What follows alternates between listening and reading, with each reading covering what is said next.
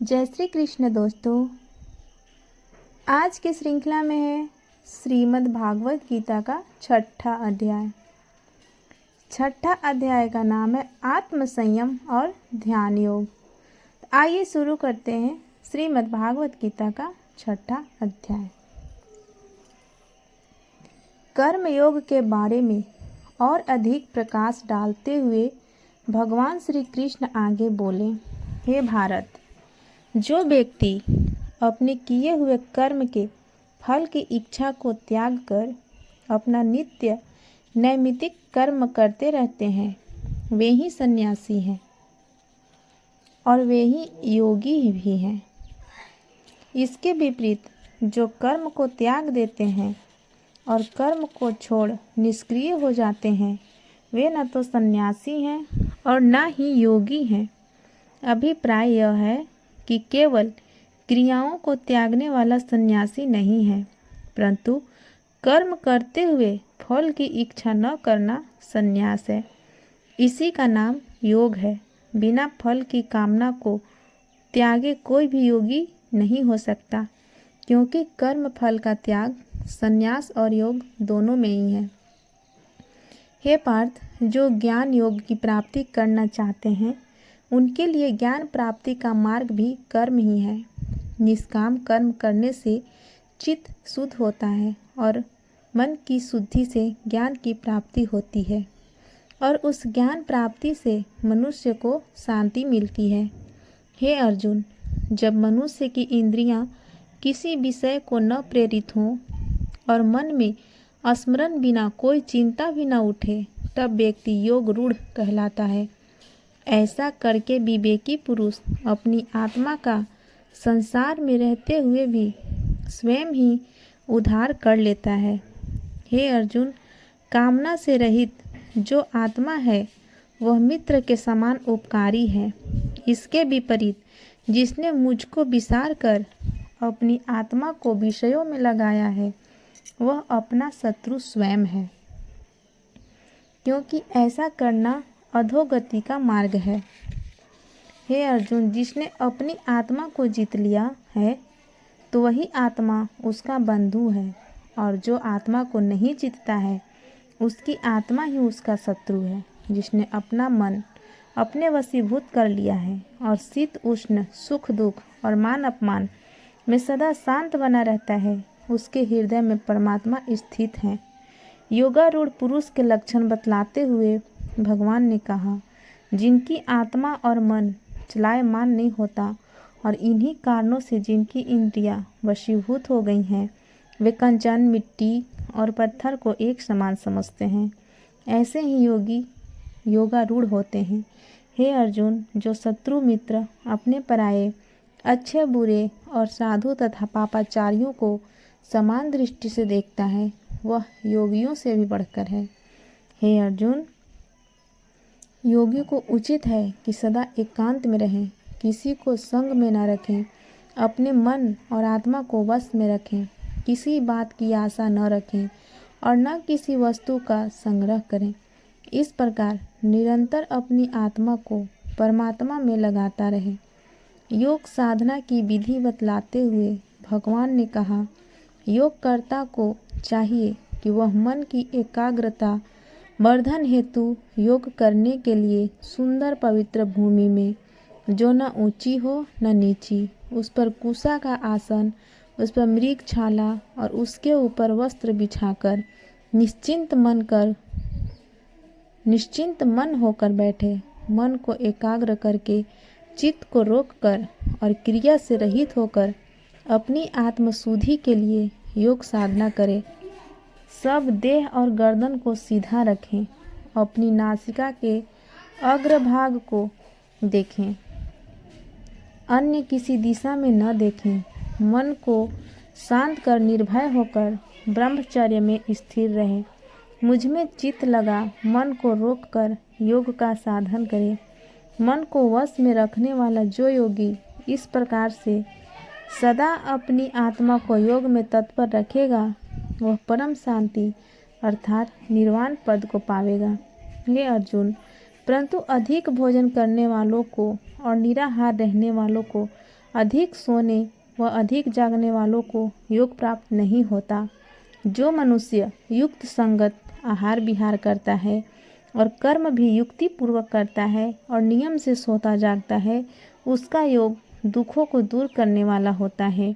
तात्पर्य यह है कि योगी को उचित है कि आहार विहार आदि परिमित और नियमानुकूल करे।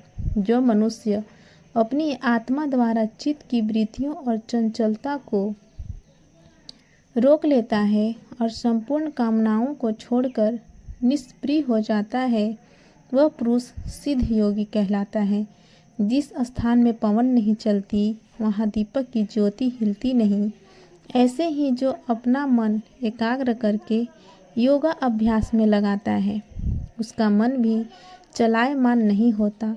योगा अभ्यास से रोका हुआ मन चित्त वृत्तियों के रुकने पर जहाँ विश्राम लेता है, बुद्धि द्वारा आत्मस्वरूप परमात्मा को देखता है और अपनी आत्मा में ही संतुष्ट रहता है। इस प्रकार वह परम शांत स्वरूप मोक्ष और परमात्मा से साक्षात्कार प्राप्त करता रहता है।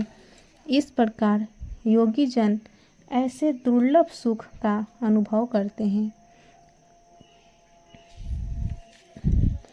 जो इंद्रियों के विषय से दूर है और केवल बुद्धि द्वारा ही जाना जा सकता है, इसी से उस सुख में स्थित योगी परमात्मा के चिंतन से चलायमान नहीं होता है। हे अर्जुन, जो आत्मा के इस सुख को सबसे बड़ा सुख मानते हैं, उस योग साधक को सांसारिक सुख दुख प्रभावित नहीं करते। सुख दुख से वे विचलित भी नहीं होते। इसलिए हे अर्जुन, जिस अवस्था में दुख का लेस मात्र भी नहीं रहता, उसी अवस्था को योगावस्था जानो। इसीलिए स्थिर चित्त होकर यत्नपूर्ण योगाभ्यास करना उचित है। इसके लिए संकल्प से उत्पन्न होने वाली और योग में बाधा डालने वाली अनेक तरह की कामनाओं को त्याग कर और इंद्रियों तथा मन के संपूर्ण वेग को रोककर योगा अभ्यास करें। साथ ही धैर्य युक्त बुद्धि से शनै शनै मन को आत्मा में निश्चल करें और किसी अन्य बात का चिंतन न करें। यह मन बड़ा चंचल है, किसी जगह जल्दी स्थिर नहीं होता है। अतः जहाँ जहाँ चित्त जाए, वहाँ से इसे रोककर आत्मा में स्थिर करने से ही योग का अभ्यास होता है। हे अर्जुन, ऊपर लिखी रीति के अनुसार चित्त के शांत और निर्विकार हो जाने से संपूर्ण विकार स्वयं ही भाग जाते हैं और आत्मा निष्पाप होने से साधक ब्रह्मा में लीन हो जाता है। ऐसे योगी को समाधि का ब्रह्मानंद के सदृश उत्तम सुख अपने आप प्राप्त होता रहता है।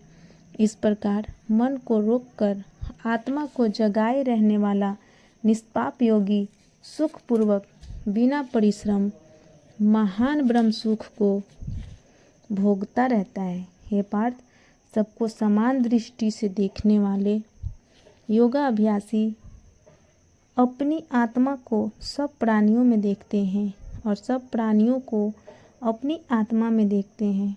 हे अर्जुन, जो मुझको सब प्राणियों में देखता है और सब प्राणियों को मुझ में देखता है, उस योगी से मैं अदृश्य नहीं रहता। उस योगी को मैं प्रत्यक्ष होकर दर्शन देता हूँ। सभी प्राणियों में मुझको व्यापक जानकर जो मेरा भजन करते हैं, उनका फिर जन्म नहीं होता। जो संपूर्ण प्राणियों के दुख सुख को अपने दुख सुख के समान मानता है और सबको एक सा देखता है, वही योगी श्रेष्ठ है। भगवान श्री कृष्ण की ये बातें सुनकर अर्जुन ने कहा, हे माधव, आपने इस योग का मुझे उपदेश दिया कि सबको समभाव से देखें, परंतु अपनी बुद्धि की चंचलता के कारण मैं यह समझता हूँ कि इस प्रकार का योग बहुत काल तक स्थिर नहीं रह सकता है। यह मन बड़ा चंचल है। यह देह और इंद्रियों को क्षुधित करता रहता है तथा बड़ा बलवान है।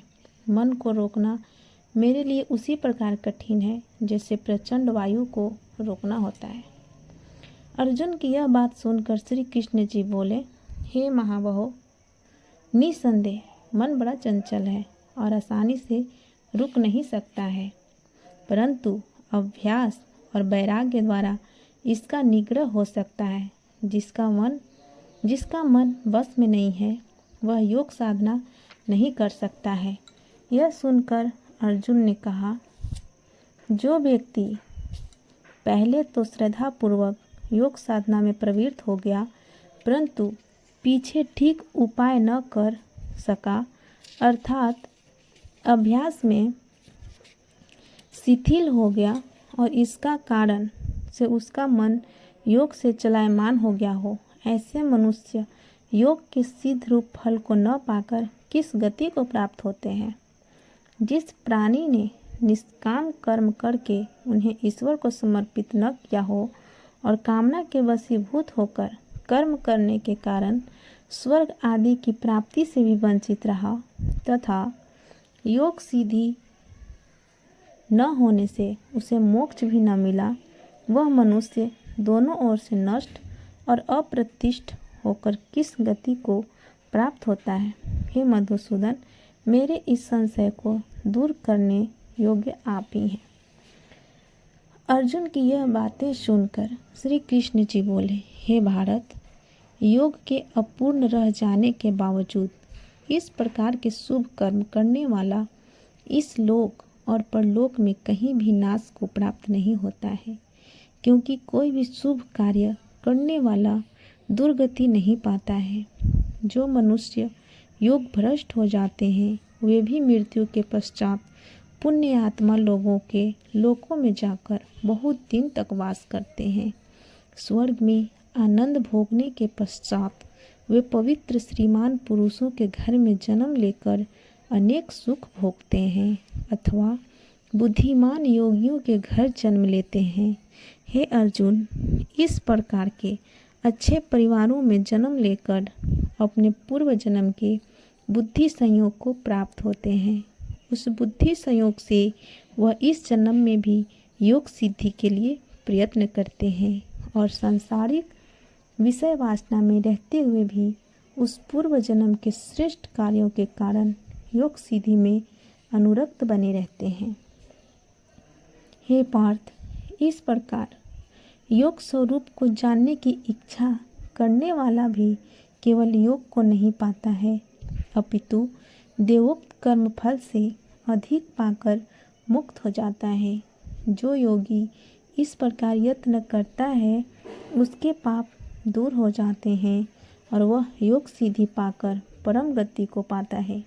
हे अर्जुन, तपस्वियों से, कर्मनिष्ठों से और ज्ञानियों से योगी श्रेष्ठ होता है।